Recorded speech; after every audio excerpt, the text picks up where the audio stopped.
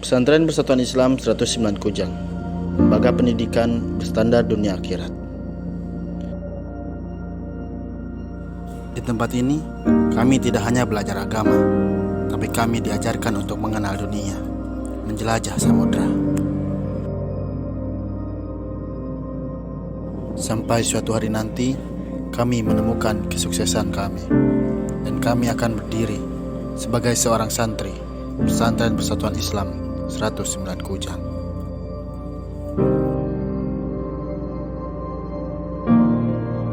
Pada tahun 2015, pemerintah dengan resmi menetapkan tanggal 22 Oktober sebagai Hari Santri Nasional.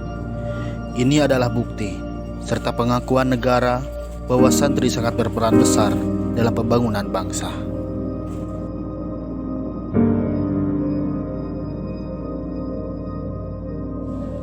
Kami di sini mencintai negeri, tanpa tawar tanpa tapi. Kami santri mengabdi untuk negeri. Selamat Hari Santri untuk kami dan santri seluruh Indonesia.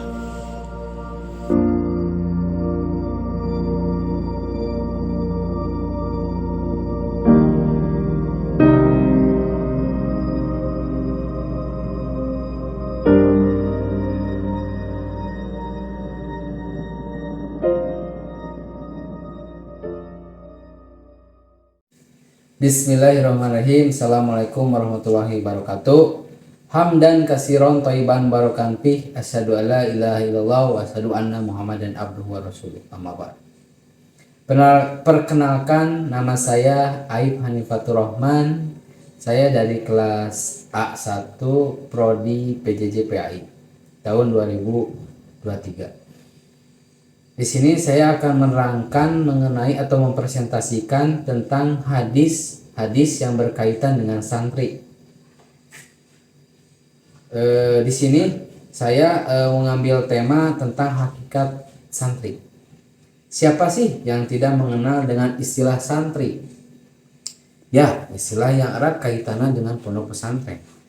Diketahui bahwa asal muasal kata santri memang dipopulerkan oleh sebagian pelajar di Indonesia. Kalau kita menilik sejarah, muncul pada abad 17. Istilah santri dipopulerkan oleh beberapa tokoh atau ulama di masa itu, terutama ulama yang erat kaitannya dengan penyebaran agama Islam di Indonesia. Dalam suatu hadis yang diriwayatkan dari Abdullah ibnu Mas'ud radhiyallahu anhu, Sofwan bin Asal al-Muradi berkata, "Aku mendatangi Rasulullah SAW waktu itu beliau sedang bersandar kepada mantelnya di masjid. Saya berkata kepadanya, 'Ya Rasulullah, saya datang untuk menuntut ilmu.' Beliau bersabda, 'Marhaba talabil ilmi, talabul ilmi atahufuhu al malaikatu wa tudilluhu bi ahnihatiha summa yarkabu ba'duhu ba'dan hatta yablughu as-sama'a dunya min hubbihim lima yatlu.' Selamat datang penuntut ilmu. Penuntut ilmu dihargai dan disanjungi oleh malaikat dan dilindungi dengan sayapnya. Kemudian mereka berlomba-lomba untuk mencapai langit dunia karena senang kepada apa yang ia tuntut. Hadis riwayat Tabrani. Dalam bahasa Arab tidak ditemukan istilah santri karena memang bukan berasal dari bahasa Arab. Kata santri dalam artian penuntut ilmu dalam bahasa Arab, atau disebut dengan tolabil ilmi.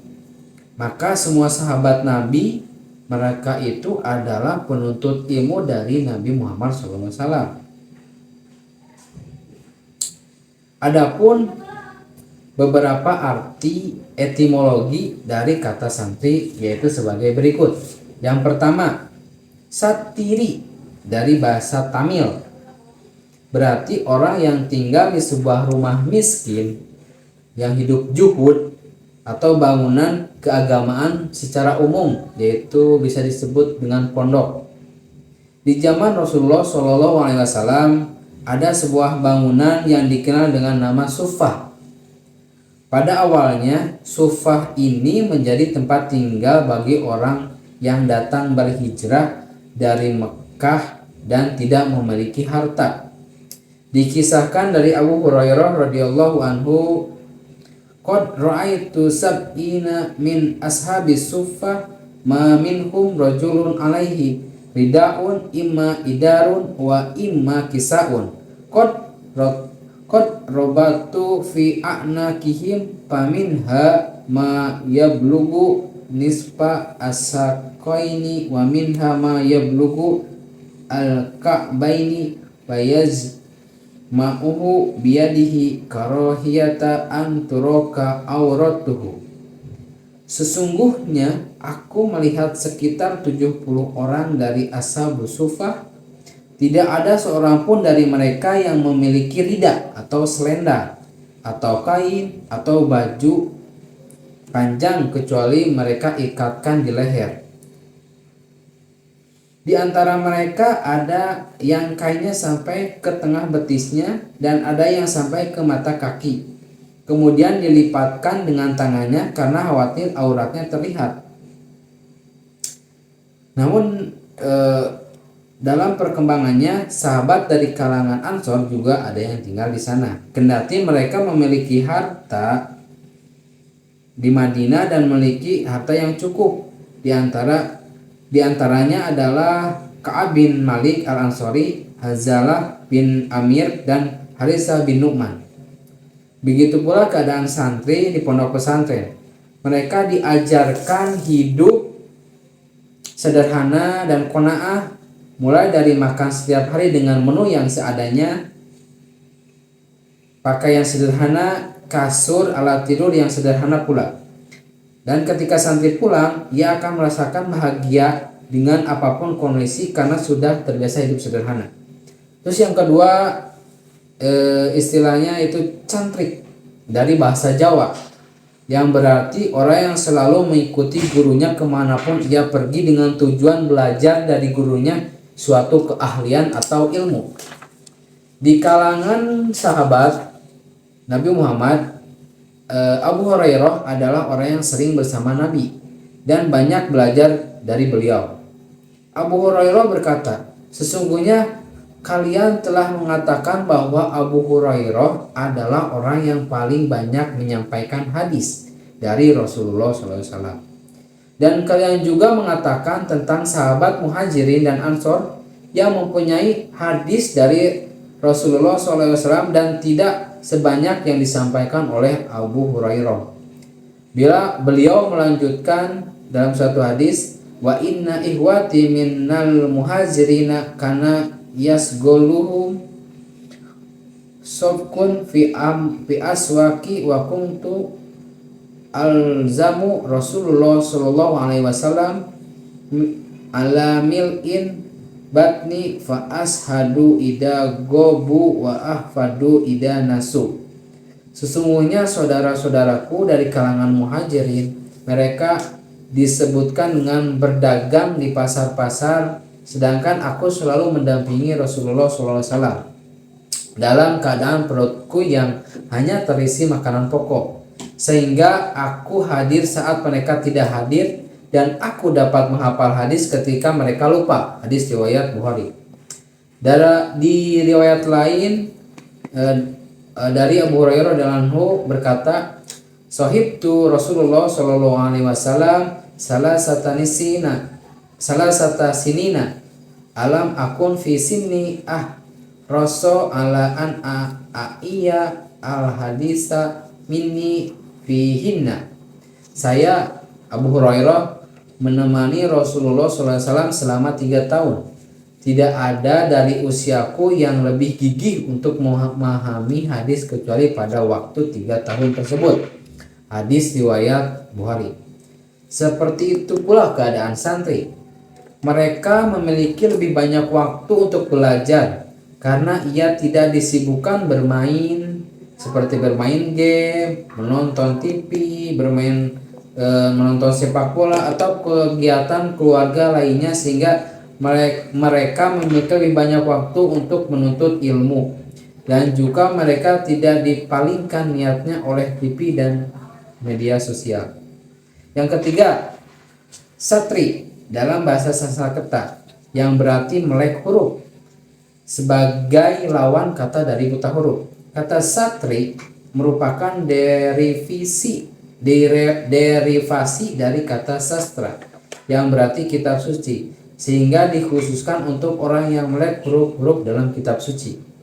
Pada zaman Nabi Muhammad SAW, sufah di atas juga difungsikan sebagai tempat untuk aktivitas pendidikan, membaca dan menghafal Al-Quran secara benar dan hukum Islam di bawah bimbingan Nabi Muhammad SAW secara langsung.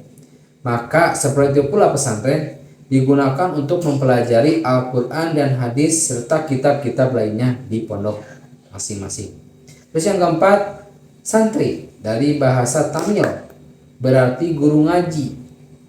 Di antara sahabat Nabi Muhammad SAW ada sahabat yang ditugaskan mengajar. Salah satunya adalah Ubadah bin Samit berkata, "Saya dulu mengajarkan ahli sufah cara menulis dan membaca Al-Quran." Hadis riwayat Ahmad. Di pesantren juga demikian.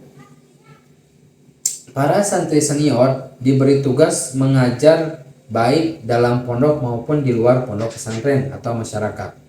Yang kelima, santra, gabungan dua kata yaitu san yang berarti manusia baik dan tra berarti suka menolong.